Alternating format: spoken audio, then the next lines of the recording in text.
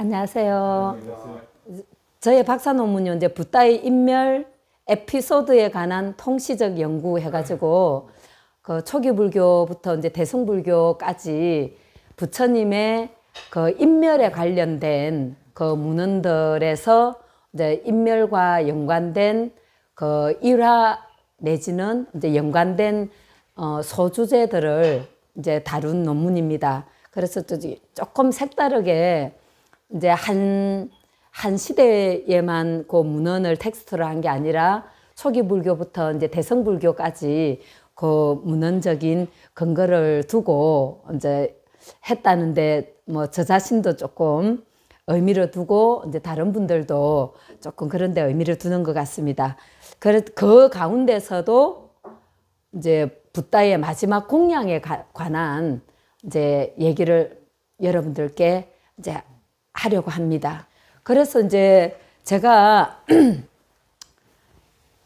이 주제를 삼은 것이 우리가 부처님이 위대하신 것이 바로 열반을 성취했기 때문에 이제 부처님이 위대하시다고 하는 거고 완벽한 또 인간이시기 때문에 완벽하다는 말을 쓰고 이렇게 하는데 이제 단순하게 생각했을 때 이 열반이라는 것이 탐진치의 소멸도 되지만은 그 이면에 다시 태어나지 않는 다시 태어나지 않는다는 것은 다시 죽지 않는다는 걸 의미해요. 우리는 죽기 때문에 다시 태어나기 때문에 또 죽고, 그래서 부처님께서 열반을 성취했다고 하는 것은 불생불사의 의미를 함께 지니는데, 우리가 이제 우리 범부들이 볼 때는 부처님 연세 80세에 돌아가셨단 말이죠. 그래서 이제 80세에 불생불사의 열반을 성취하셨는데, 그러면 우리 지금 눈앞에 역사적인 인물로서 기원전 624년에 인도의 가필라국에서 태어나셔가지고 29세에 출가를 하시고 35세에 정각을 이루시고 80세에 돌아가셨다고 해버리면은 죽음을 맞아 하셨다고 하는 이것이 이제 제가 그냥 간단하게 단순하게 생각했을 때 불생불사의 열반을 성취한 부처님이 80세에 죽음을 맞으셨다. 이게 이제 말이 안 맞잖아요. 그런데 두 개 다 또 말이 맞잖아요. 80세에 어쨌든 돌아가신 거 맞으니까. 그래서 이제 저는 스님이면서도 이제 우리가 또 불교를 하는 입장에서 이 문제를 우리가 과연 부처님의 열반에 드셨다 하고 열반에 드셨다는 거 그거 줄여갖고 우리가 이제 인멸이라고 하고, 그러면 도대체 부처님께서 열반에 드셨다는 이거를 우리가 어떻게 이해를 해야 되느냐. 이제 요것을 하나의 두 개의 문제 제기 중에서 이제 이 부처님 마지막 공양에 관한 거는 이제 요게 해당되니까 그렇게 이제 문제 제기를 일단은 했고요. 그래서 이제 우리가 부처님의 이 완전한 열반이라는 거, 파리니빠나라는 거, 근데 이 지금 성취하셨어요.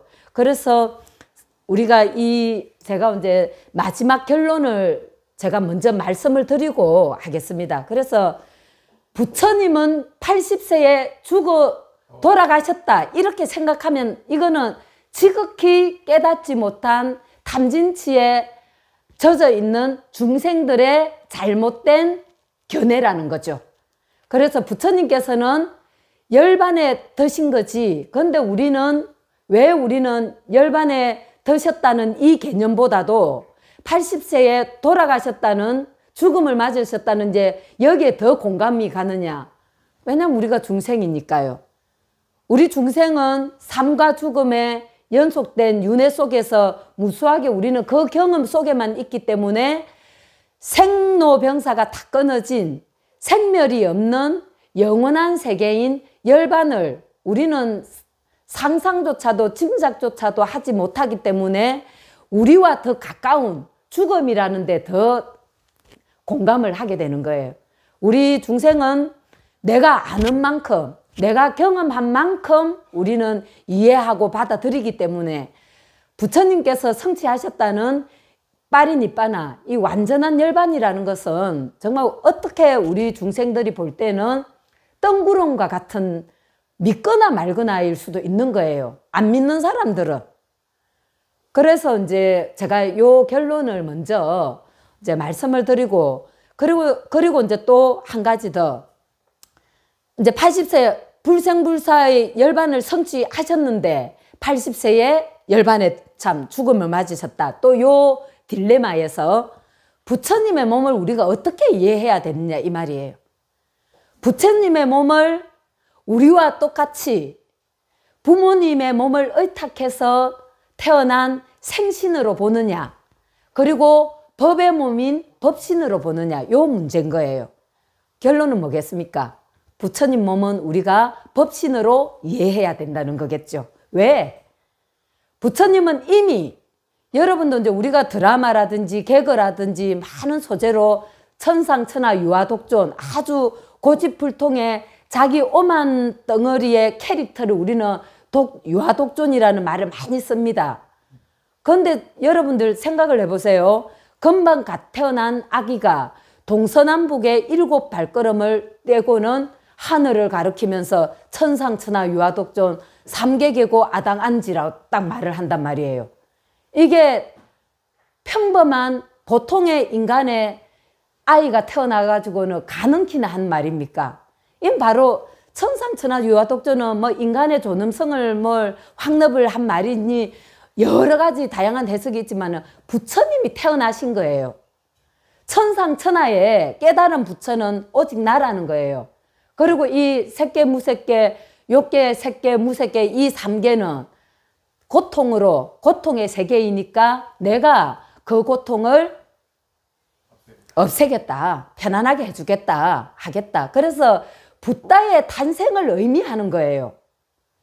그래서 이제 우리가 대성불교 법화경 같은 경우에서는 구원실성이라고 해서 이미 부처님은 오랜 옛날에 깨달음을 이루셨고 지금 우리에게 보인 생로병사에 그리고 부처님께서 보이신 부처님 생애는 바로 중생을 구제하기 위해서 나타내 보인 거다. 그래서 이제 이게 대승불교의 주장이지만은 사실 초기 불교에서부터 부처님의 생애인 일대기에서부터 이미 붓다의 탄생을 말을 하고 있고, 그래서 이제 이런 이 2가지의 그 카테고리 안에서 지금 이제 제가 논문을 쓴 거에 대해서 말씀을 드리는데, 그리고 또 이제 하나, 이제 우리가 중생의 또 견해로 봤을 때 80세에 죽음을 맞으셨는데 과연 대장장의 아들이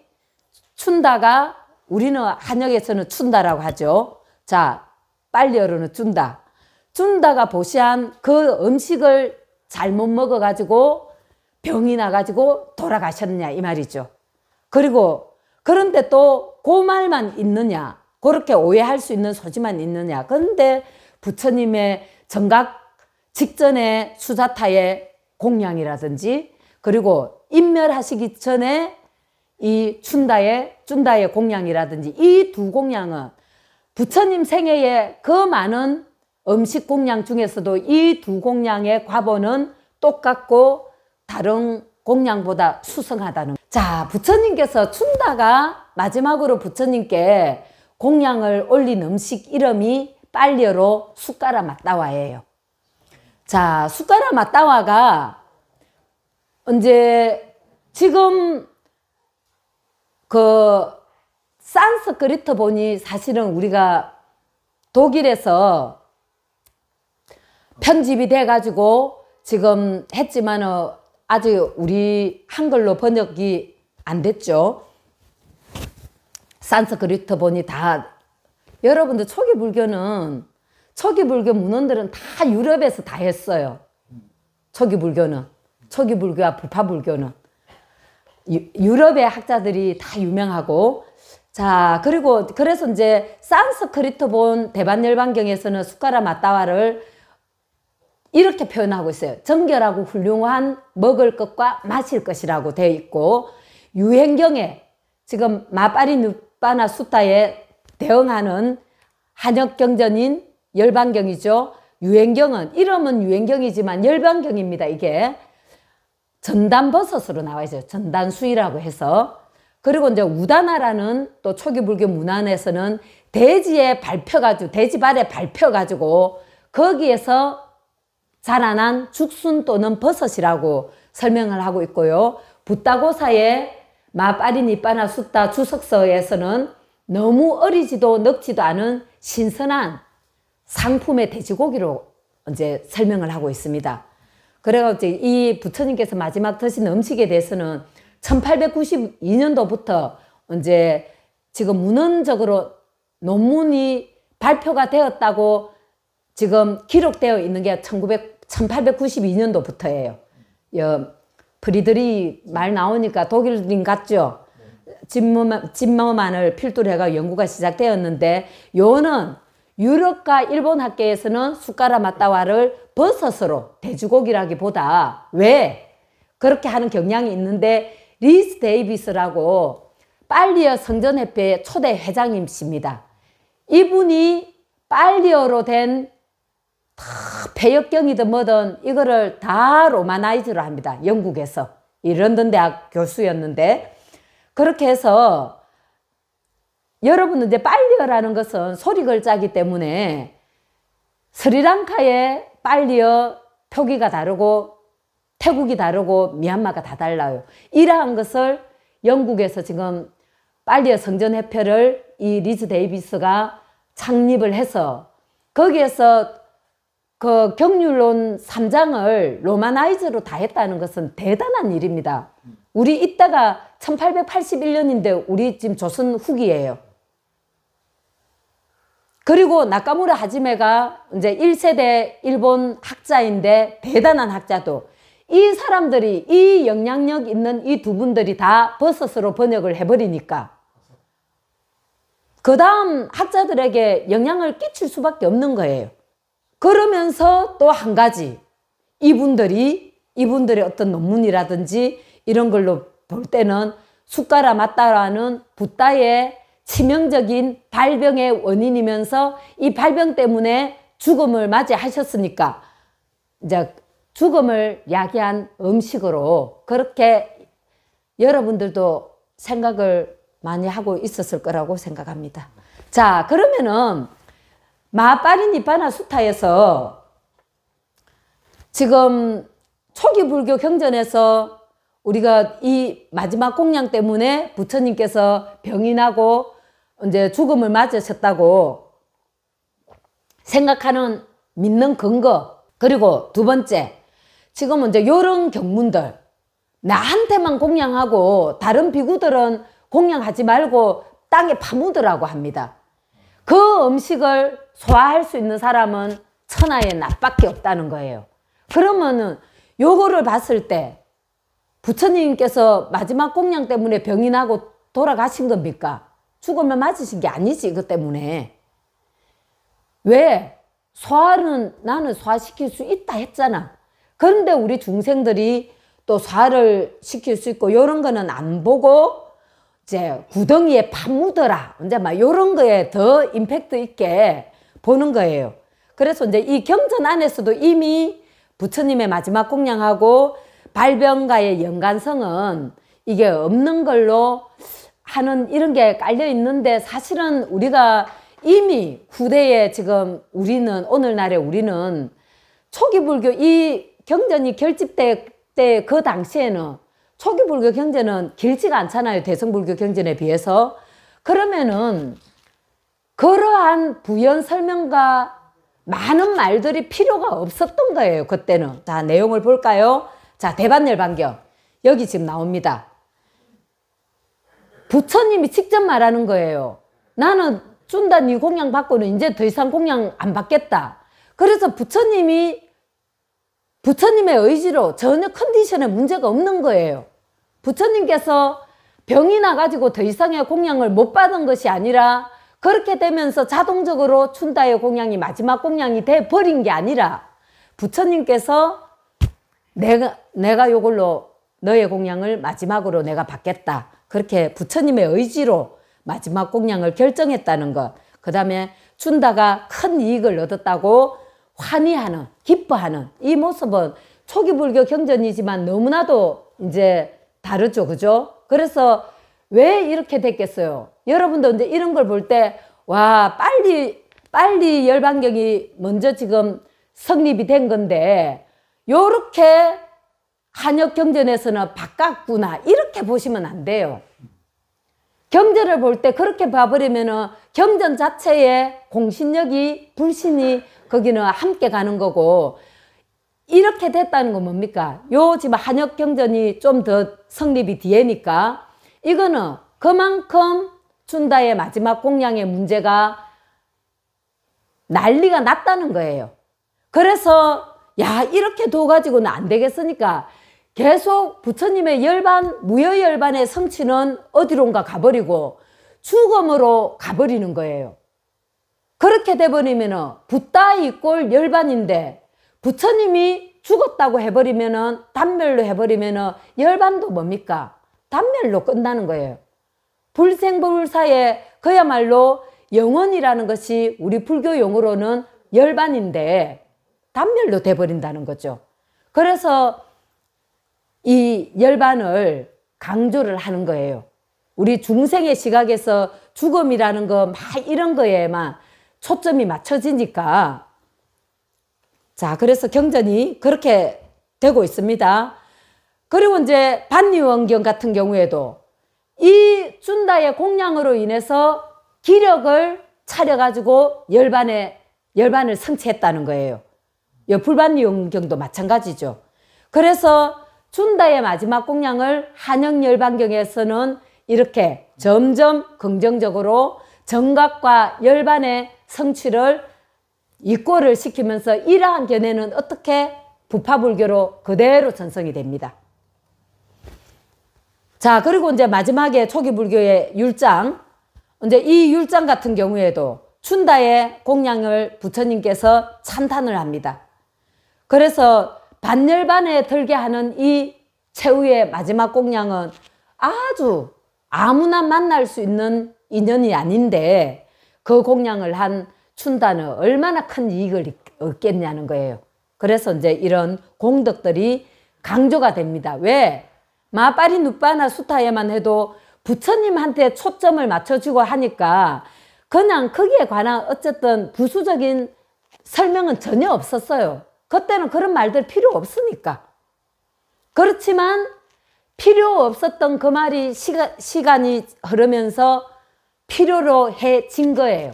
자, 그래서 이제 이분들의 단결적인 핵심은 붓다의 마지막 공양 음식에는 아무런 문제가 없었다.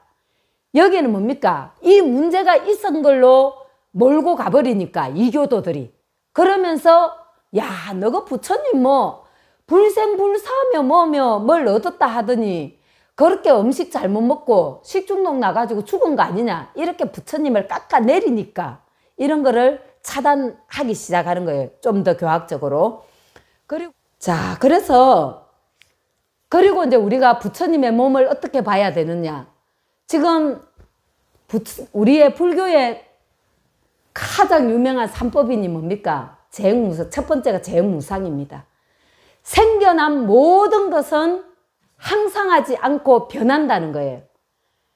부처님의 이 몸도 부모님을 의탁해서 이 태어난 이 몸이기 때문에 이것도 재행무상에서 제외되지 않는 거예요. 그거를 부처님께서는 다 보이신 거, 태어나신 것부터 시작해서 나 또한 만약에 부처님께서 영원히 안 돌아가셨다고 생각하면 우리 불자들이 수행 제대로 될까요? 안 되는 거예요. 저는 그전에는 부처님께서 그래도 제가 사실은 부처님 마지막 인멸하시는 마지막 이제 제자들 살아상수에서 제자들에게 마지막으로 열애가 가고 나서 그때 질문 안 한 것을 후회하지 말고 지금 물으라고 하니까 아무도 질문을 안 해요. 그래서 그 믿음이 모두 청정한 걸 알고 이제 당신이 이렇게 모든 것은 생겨난 것은 사라지기 마련이 재행무상을 설하면서 불방일 하라고 마지막 말씀을 남기시잖아요.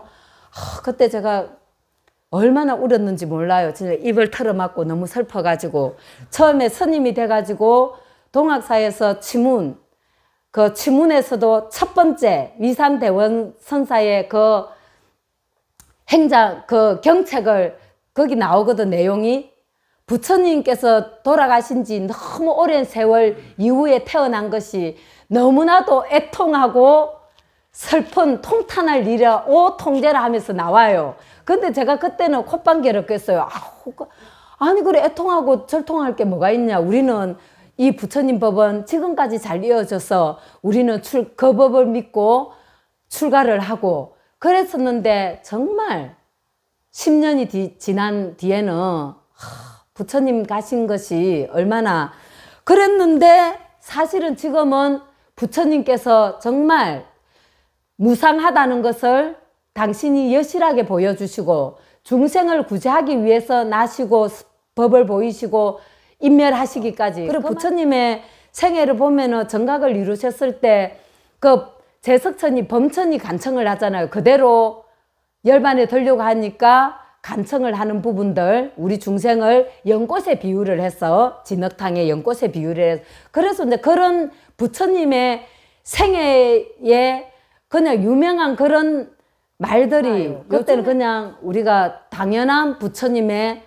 일대기 속의 한 부분으로 읽고 지나간 부분들이 그리고 자 이종시식의 두 가지 그 음식 공양이 과보가 평등한 이유를 이제 이 부파불교에서는 다 용어로서 불교 용어로서 교학적으로 이유가 뭐냐면 구차재정이 나옵니다.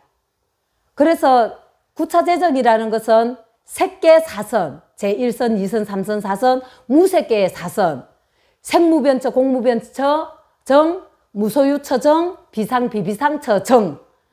그런데 부처님께서 출가하셔가지고 서성을 찾아갔단 말이에요.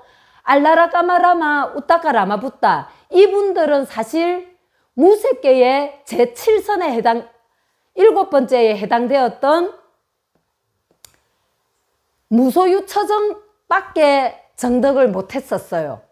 그리고 비상비비상처정을 모르면서 설명을 했던 거예요. 그런데 우리 시달타 보살이 부처님 되시기 전이지만 부처님께서 비상비비상처정을 정덕을 해버리고 나니까 그 비상비비상처정은 열반이 아니더란 말이에요. 이 분들은 다 그게 열반으로 가르치고 있었거든요. 근데 거기에서 지금 그러면 색계 사선정, 무색계 사선정 하면은 8개 선정이에요. 그런데 구차재정 하나가 더 있어요. 지금은 이제 불교의 부처님께서 하신 이 우리 선정은 지금 보여지는 거죠. 바라문교가 아니라 그 당시에 이 선정을 닦았던 수행자들을 초월하는 멸진정 또는 상수멸정을 포함하니까 근데 그 멸진정까지도 열반이 아니란 말이죠. 마빠리 니빠나 수타에서 다 이제 막 선정 그러니까 멸진정에 딱 들어가니까 아난다 존자가 아나율 존자에게 부처님께서는 열반에 드셨습니까? 아직 아니다. 그래서 멸진정마저도 열반이 아닌 거예요. 그 위에 부처님께서는 열반을 그래서 이제 그거를 일선에서 상수멸정까지 상수멸정에서 또 일선까지 차례대로 내려오고 역순으로 그리고 사선정까지 가서 사선정에서 나오셔가지고 인멸을 하셨단 말이에요. 열반에. 그래서 이제 지금 이 선정을 지금 이 나가세나 존자는 밀린다 파괴에서 말하고 있는 거예요. 자, 그래서 요 이제 본문의 주석서에 준다의 공양을 받고 발병이 일어났지만 사실은 그 공양 때문이 아니라고 지금 붓다고사가 주석을 하고 있는 거예요. 그래서 그 음식과 부처님의 발병의 이 시기가 우연의 일치였을 뿐이지 음식 때문에 탈이 나가지고 병이 난 게 아니라는 말을 지금 하고 있죠. 그렇지만은 그 음식을 통해서 접이 많은 그 음식을 드셨기 때문에 고통이 경미했고 구시나가라까지 걸어서 갈 수 있었다는 거예요. 여기에서 이런 것을 통해서 우리가 부처님은 우리가 법으로 보고 부처님의 그 본질은 결국은 불생불사 우리가 열반으로 봐야 된다는 것을 열반은 생사를 초월한 것이다. 그래서 부처님의 이 마지막 공양을 여러분들께서 우리가 이제 중요하게 알아야 될 것은 바로 우리 부처님을 이해하는 것은 법신으로 봐야 되는 것이고, 육신의 소멸은 육신의 소멸로서, 그렇지만 이제 이 부처님의 몸도 이제 다른 지금 그 부파불교 이제 문헌에서는 부처님의 수명에 관한 에피소드를 보면은 부처님조차도 이 육신은 무상해서 부처님의 몸도 제외는 아니다. 이런 구절들이 나옵니다. 그래서 우리가 부처님을 이해할 때 법신으로 이해하고, 이제 그리고 마지막 공양의 문제도 우리가 중생들이 생각하는 그런 시각으로 음식을 잘못 먹어서 병이 나서 이제 여러분들께서 이 살펴보았듯이 이제 이게 음식의 문제는 아니라는 것을 여러분들이 이제 이해를 하시고, 오늘 어떻게 짧은 시간에 제가 설명이 뭐 잘 되었는지 모르겠습니다. 예, 어쨌든 감사합니다.